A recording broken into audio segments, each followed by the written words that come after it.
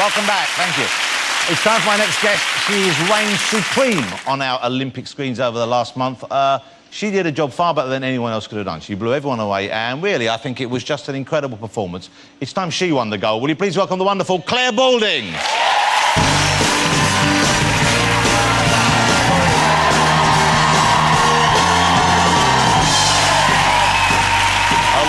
Dame Balding. Great to have you here.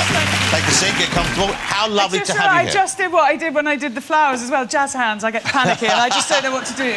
Well, look, jazz hands. The thing is, after the event, it's always easier to say, of course, someone would have been the perfect person for that job. But I'm sure before you did the Olympics, before you know, everyone said, wow, what a knockout performance, I bet you were daunted by it. I bet you found it to be a task. Were you worried? Were you scared? Yeah, I was very nervous. I mean, there's a lot to learn, and particularly knowing that I was going to work on the Olympics and the Paralympics. Yeah. But in many ways, the timing was perfect. You know, I had done 4 Olympic Games before, I'd done 3 Paralympics before. I had enough experience to know how to get through that length of time, because it is a bit of an endurance test. Yeah, so you're working long, long hours for day after day after day. You mentioned you went straight from the Olympics to the Paralympics, OK? An exciting thing, but were you worried that maybe the level of interest, the level of excitement and euphoria that we felt during the Olympics would transfer to the Paralympics, or did you think it might feel a little, you know, that maybe they should have gone first? I was actually always of the opinion that the Paralympics would have more impact, in a way, more long-term impact than the Olympics. I think the Paralympics genuinely has the power to change the world. And I was so thrilled that it was coming home, you know, that coming back to the country that actually invented it. Yeah, of course. And I think that was a major moment. And now, when I meet a lot of kids, you know, want to talk about the Paralympic Games, they watched it and it really mattered to them. And I think we had, you know, really exciting new heroes created. Yeah. I mean, Johnny Peacock, who's you know, still a teenager, who's absolutely gorgeous, wins the 100 metres. Yeah. And he is a new pin-up for people. And I think the same with Ellie Simmons. Ellie Simmons, when she won the first, yeah. I was in tears. It was such an emotional moment. And she's so charming, lovely, the smile she's got. Wow, what a star. She is. She's fantastic. And you think she went to her first Paralympic Games when she was 13. Yeah. And came back, you know, not understanding at all how much of a star she would be. And now she's much wiser. I mean, she's still only 17, yeah. But she did really well. Incredibly. And oh yeah, and she's so cool with it all. And you know, same in the Olympics with Tom Daley. I mean, they are sports equivalent of Justin. Yeah. And I'm just really impressed with how they get on with it all. I was on the floats. I was working on the parade on Monday. We got to Trafalgar Square and you know, the buses all slowed down, or the floats, whatever they're called, all slowed down, and all these thousands and thousands of people. And I think I was with Chris Hoy at that point, as you are. And you know, little reflected glory, stand close to Chris Hoy, they'll all cheer. Attendance for me. Watch that gold medal reflect off my chin.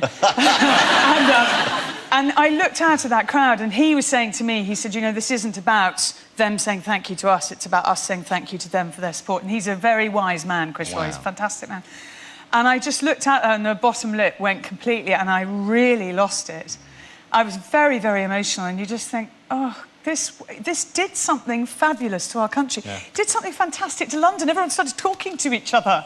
It was great on the tube and on the train and on the, you know, on the bus. Everybody's going, oh, did you see that last night? And that big shared experience, and everybody, you know, the first real Twitter Olympics, so everybody's tweeting about it and sharing it in that way, going to big parks, watching on big screens.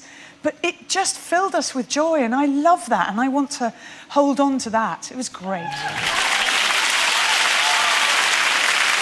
The remarkable, you're doing it in a way because this wasn't, I would have thought, the career you had mapped out for yourself. I mean, you had a sporty upbringing, you had a, you know, a kind of life which was really, it was built around horses. It was your love of horses. Yeah. That was your teenage years, your youth, and that's, I guess, how you wanted the future to go. And yet, I don't know that it was. I'm not sure I had any clear idea of what... I wanted to write books. That's what I wanted to do. Well, that's what a lovely link, because Clare has a book out. I've been reading it, genuinely been reading it, really enjoying it. Clare Balding, My Animals and Other Family.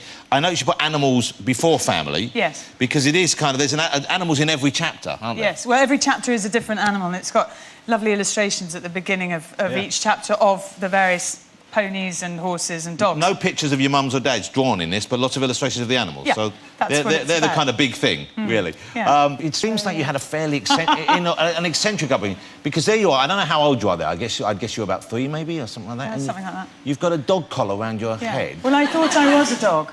Oh. Well, you do. Lots of people do, don't they? So I would sleep in the dogs' beds with them, and you know, sometimes... Oh, I mean, drinking from the dog's water bottle, that's fine, isn't it? Isn't it fine? It's fine. It's unusual. I tried eating a bone biscuit once, but that was a bit dry. I didn't like it much, you know. Why did you... Because you were just little and a bit confused? Well, because the dog's got a lot of attention and a lot of love, and their life seemed to be very nice, so I just wanted to be one of them. Hold it. Look how cool Liam is with a toothpick in there, look. I didn't know I was on camera. Yeah, you got the toothpick in there. That looks like the kind of weirdest father and son movie ever made. Hey!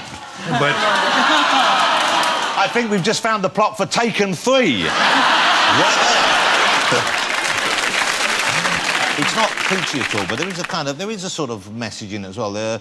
You're talking often about your father's kind of refusal to... In a humorous way, about his belief that women weren't, and aren't, indeed, equal to men.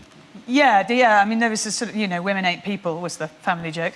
And I think... Can I just say... It's so funny. That's a hilarious joke. Oh, yeah, what a great joke. But, you see, this is... When you do have to fight for attention, and I think lots of people do through their family life and through their school years, when you do have to do it, when you see a summer like this where women, particularly women in sport, are so celebrated, and when you see a whole range of women on air, on screen, that are all shapes and sizes, that have all different personalities, you have to know that's important and rejoice in that and say, this is huge, because it wasn't always like that, and quite often it still isn't always like that. Even in recent history, I mean, that's what we forget. It was only a few years ago. But the fact, I mean, you've kind of broken the mould anyway. The fact that you cover the rugby sometimes on TV. The rugby league, yes. You know, that would seem traditionally not a woman's role. In the past, I'm sure your dad would find it quite alarming that you landed that job. I think he found it quite alarming, lots of things I did. In terms of presenting sport, yeah, I think... But now I don't think it... In terms of presenting sport. Was he... OK, well, let me ask the question again. Was he cool when you came out? Was he relaxed about that? He was really cool, yeah, he really was. And he's great, and he adores Alice, and they play golf together quite often without me, because I'm not good enough. And, no, he is super cool. And actually, I rang him this morning because I was worried that some people's take on the book might be that he was too harsh. Yeah. And he said, don't you worry about it. I think it's a fantastic book, and I'm cool with this. The book's a great read. It's out now, and I suspect this is a perfect time to come out. There's a story in I Love about, you know, it's a very unusual childhood, very unusual experience. Not many of us ever came home and found the Queen sitting in our front room or in the dining room having breakfast with the family. But you did. I did, yes. And my father had either forgotten to tell me or I hadn't listened, either is likely. And so he'd forgotten to say the Queen was coming for breakfast.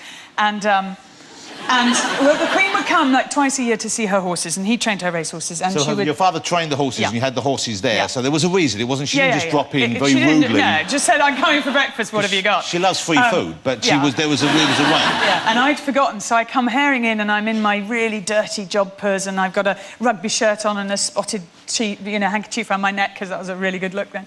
And I come herring in, and there's the Queen sitting at the head of the table. And I kind of missed my moment to curtsy and say, Your Majesty, and do all the things that you're meant to say. So there's a gap, and I just go, oh, great, sausages. And go to help myself to, fantastic, cook breakfast. And I was going through a stage of, there's a very, well, half my family's American, and there's quite an American delicacy, which is sausages on toast with marmalade. So it's delicious. That sounds disgusting. Oh, no, it's delicious. But it is quite difficult to cut a sausage long ways, delicately, and if you're a bit nervous and the Queen is sitting at the table, a bit like a bar of soap, it is quite likely to just go shooting off the table, which it did. You didn't hit Her Majesty? Towards the Queen. No, I grabbed it. But even then, that's a treason offence, I think. If you hurl half a sausage at Her Majesty. And I went to grab the sausage and I knocked over the milk, and it just, it was awful. And then my father growled at me like he growled at the dogs, and my mother hissed, and it was just horrible. And the Queen raised an eyebrow.